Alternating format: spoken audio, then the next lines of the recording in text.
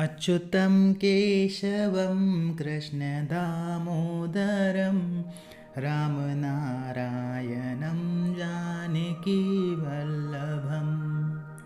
ओम नमो नारायण। ओम नमो भगवते वासुदेवाय। जय श्री कृष्णा। राधे राधे। जय माता दी। हर हर महादेव। जय भोलेनाथ। देखिए, नित्य पूजा जब आप करते हैं तो आपने इस बात को महसूस किया होगा कि बहुत सारी बाधाएं आपकी पूजा में आना शुरू हो जाती हैं जब भी आप पूजा करना शुरू करते हैं।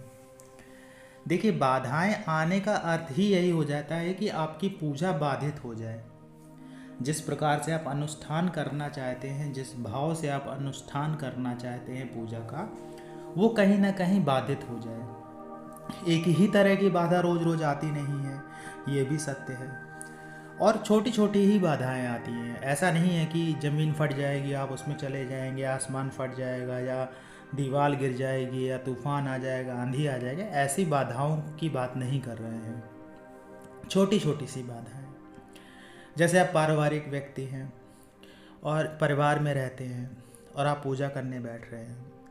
जैसे ही पूजा करने बैठे, दो बच्चों ने झगड़ा शुरू कर दिया, आपस में चिल्लाना शुरू कर दिया। बच्चों ने एक दूसरे को मारना पीटना शुरू कर दिया। अब आप पूजा शुरू ही कर रहे थे कि आपको गुस्सा आने लगा उनको देख के। आप उनसे कह तो कुछ पा नहीं रहे, आप सोच रहे हैं शायद शांत हो जाएं, शायद शांत हो जाएं, और अंदर ही अंदर आप मन में सोच रहे हैं शांत हो जाए, शांत हो जाए, लेकिन ये शांत नहीं होते। फिर आपको गुस्सा आती है, आप उठते हैं, जाके दोनों को एक एक थप्पड़ लगा देते हैं या डांट देते हैं बहुत तेज़ी से। तो क्या हुआ कि आपका मन अशांत हो गया। आपके मन में जो भाव था भगवान के प्रति, वो भाव नहीं रह गया। आप खुद समझ सकते हैं कि जब आपको उत्तेजना आती है गुस्से वाली, तो आपका भाव जो होता है वो नहीं रहता है। एक अलग ही भाव में आप चले जाते हैं। क्योंकि जब भी पूजा या ध्यान कुछ करते हैं तो हमको बहुत एकाग्रचित्त होना पड़ता है। हमें बहुत ज़्यादा भावुक होना पड़ता है अंदर से भगवान के प्रति।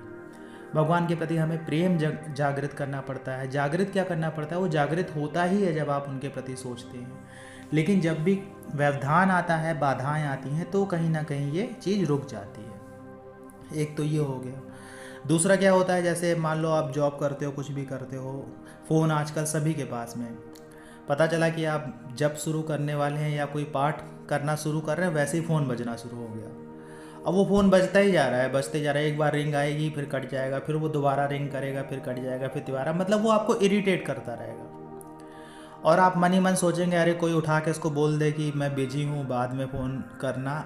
ऐसा भी कोई नहीं करेगा। उसके लिए भी फिर आपको बीच में बोलना पड़ेगा कि फ़ोन उठा क्यों नहीं रहे हो, बता दो, मैं भी बिजी हूँ, ऐसा है वैसा है। मतलब ऐसा नहीं है कि ये सब चीज़ें रोज़ होंगी, अलग अलग तरह से होंगी। तो क्या हुआ कि आपकी पूजा में व्यवधान आ गया, छोटा सा व्यवधान आ गया।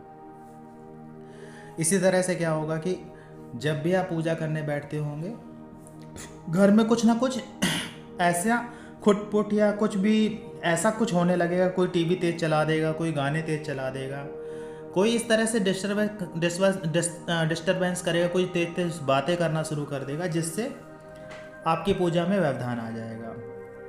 ये तो व्यवधान हो गए, एक तरह से बाहरी व्यवधान हो गए।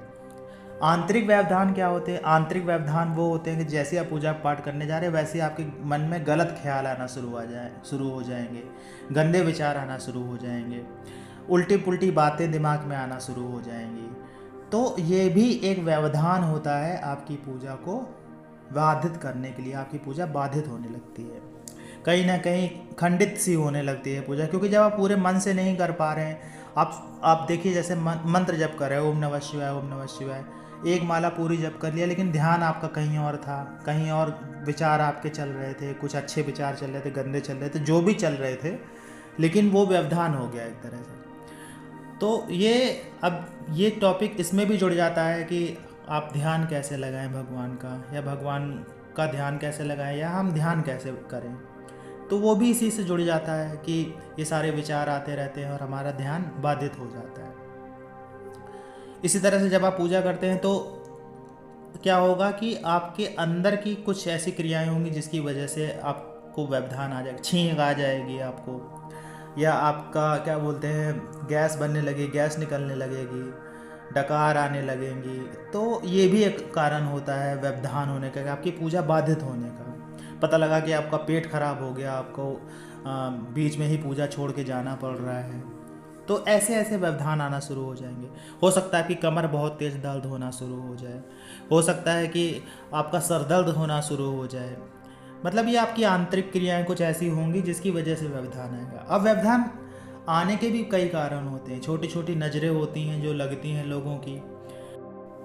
पता चला कि पूजा आप कम कर रहे हैं, व्याख्यान ज़्यादा कर रहे हैं कि मैं तो इतना जप करता हूँ, मैं ये करता हूँ, मैं वो करता हूँ।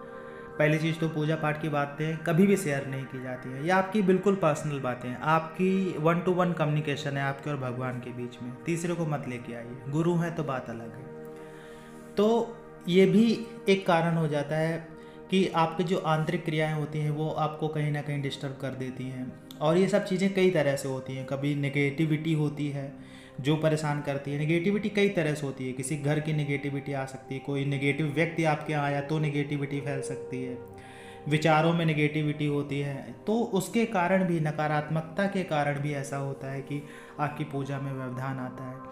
जो बीच में बच्चे चिल्लाना शुरू कर देते हैं, फ़ोन की घंटी बजना शुरू हो जाती है। अब किसी को ज़रूरत है वो कॉल तो करेगा ही, लेकिन कॉल उसी समय आने का अर्थ ही यही हो जाता है कि आपकी पूजा में व्यवधान पड़ रहा है, आपके मंत्र जप में व्यवधान पड़ रहा है, जिसकी वजह से वो खंडित हो जाए, बाधित हो जाए। अब जिस मनोरथ से आप कर रहे थे, जिस मनोकामना से आप उस पूजा को कर रहे थे, जो सोच के आप पूजा कर रहे थे, वो सोच पूरी ना हो, वो मनोकामना पूरी ना हो, वो आपका जो मनोरथ था वो पूरा ना हो। यही कारण होते हैं जिनकी वजह से हम सोचते हैं कि हम पूजा तो करते हैं लेकिन फलित ही नहीं होती है। ऐसा नहीं होता है कि ये सारी चीज़ें रोज़ ही होता है कि कभी कभी हो जाता है। कभी कभी पूजा आपकी बहुत अच्छे से हो जाती है, बिल्कुल डिस्टर्बेंस नहीं होता है, बिल्कुल बाधाएं नहीं आती हैं। तो पूजा में बाधाएं आने का अर्थ ही यही हो जाता है कि आपकी पूजा कहीं ना कहीं खंडित हो जाती है। पूरे जब मन से, पूरे भाव से आप भगवान से नहीं जुड़ पाते हैं, तो उन शक्तियों से नहीं जुड़ पाते। देखिए, जब आप पूरा ध्यान नहीं लगाएंगे, पूरा अपना भाव नहीं देंगे, अपना उनसे जुड़ेंगे नहीं, तो आपके अंदर से जो एक तरंग पैदा होती है भगवान के प्रति, जो वहाँ तक जाती है, जो भगवान के सिंहासन तक जाती है, उन तक पहुँचती है और उन तक पहुँच के आपकी बात उनसे कहती है, तो वो सारी चीज़ें पूरी ही नहीं हो पाती हैं। आशा ये जानकारी आपको अच्छी लगी होगी। जानकारी अच्छी लगी हो तो वीडियो को लाइक करिएगा। कमेंट्स में जय माता दी, जय श्री कृष्णा, हर हर महादेव लिखिएगा। मिलते हैं आपसे अगले वीडियो में नई जानकारी के साथ में। तब तक के लिए जय श्री कृष्णा।